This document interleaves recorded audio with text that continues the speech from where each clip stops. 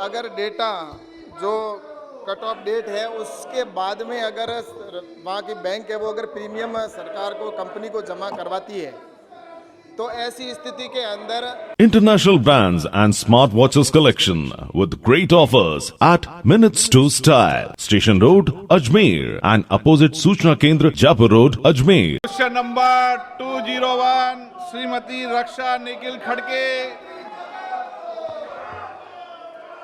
पर 201 शुरू करो। माननीय अध्यक्ष जी उत्तर सभा पटल पर रख दिया गया है।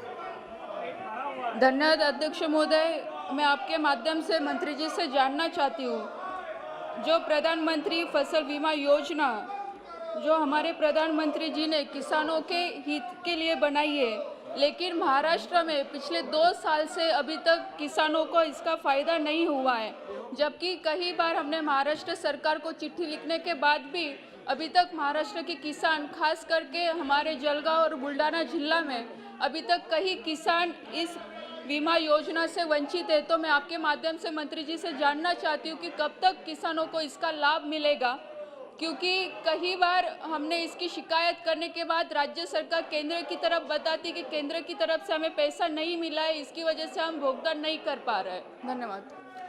माननीय अध्यक्ष महोदय जी, जैसा कि सदस्य जी ने पूछा है क्लेम के विषय को लेकर, और जैसा प्रधानमंत्री माननीय नरेंद्र मोदी जी के नेतृत्व में नई फसल बीमा नीति जब से लागू हुई है उसके बाद किसानों को क्लेम समय पर मिले, और इस दृष्टि से संज्ञा ध्यान में रखते हुए काम लगातार आगे बढ़ रहा है। और रही महाराष्ट्र की बात, तो महाराष्ट्र के अंदर भी जैसा कि अभी जो राज्य से जो अंश आना है 2020-21 का, वह राज्य अंश के रूप में 203 करोड़ रुपए हैं। वो जब भारत सरकार के पास में आ जाएंगे तो उसके बाद में भारत सरकार है वो रिलीज़ कर देगी। और दूसरा जो अभी जो कुछ नुकसान हुआ है और उसका आकलन है वो राज्य सरकार और कंपनी के माध्यम से वहाँ पर संयुक्त टीम के माध्यम से आकलन किया जा रहा है, और वो आकलन जैसे ही आएगा तो आते ही उसका मुआवजा होगा वो निश्चित रूप से मैं सदस्य जी को कहूँगा कि वो अवेलेबल हो जाएगा।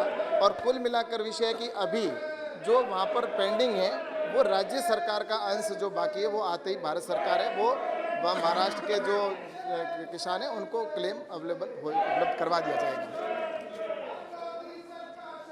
राव जाधव सेकंड क्वेश्चन पूछना चाहते हैं माननीय सर। हाँ सर, इसमें जब भी बीमा निकाला जाता है तो कंपनी को बैंक की तरफ से डेटा दिया जाता है। कई बार बैंक इसमें डेटा देते वक्त कई बार गलतियां करती है और इसका नुकसान किसानों को भोगना पड़ता है।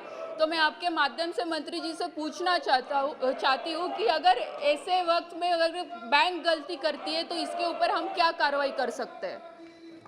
माननीय अध्यक्ष महोदय जी, अगर डेटा जो कट ऑफ डेट है उसके बाद में अगर वहाँ की बैंक है वो अगर प्रीमियम सरकार को कंपनी को जमा करवाती है तो ऐसी स्थिति के अंदर पूरी लाइबिलिटी है वो जो क्लेम है उसकी जिम्मेवारी बैंक की होगी। वो पूरा क्लेम है वो बैंक को देना होगा। लेकिन उसके बावजूद भी भारत सरकार कई बार बीच में प्रयास करके और 1-2 दिन की छूट या 5 दिन की छूट करवाती है जिससे कि ये उनको क्लेम पूरा नहीं देना पड़े। लेकिन उसके बावजूद भी इसमें अगर लेट होता है क्लेम या डेटा की वजह से लेट होता है तो इसके लिए 12% है वो उनके ऊपर 12% है वो ब्याज के रूप में किसान को चुकाना पड़ेगा। और अगर राज्य सरकार इसमें देरी करती है तो राज्य सरकार को भी यही है कि उसको भी 3 माह के बाद में अगर करते हैं तो 12% उसके ऊपर ब्याज सहित उनको किसानों को क्लेम दिया जाता है। तो अगर बैंक भी अगर गलती करेगी या बैंक के डेटा की अगर कमी रहेगी तो इसके लिए किसान को परेशान होने की ज़रूरत नहीं है, किसान को पूरा क्लेम मिलेगा। और बैंक अगर डेटा नहीं अवेलेबल कराएगा तो भी बैंक को पूरा जो क्लेम की राशि है वो किसान को देनी पड़ेगी। इसलिए किसानों के लिए विशेष जो नई गाइडलाइन बनी, जैसे प्रधानमंत्री जी के नेतृत्व में जो नई फसल बीमा नीति लागू की है उसमें किसानों को विशेष तौर से उसमें सिक्योर रखा है कि किसान को किसी प्रकार का नुकसान नहीं सहन करना पड़े।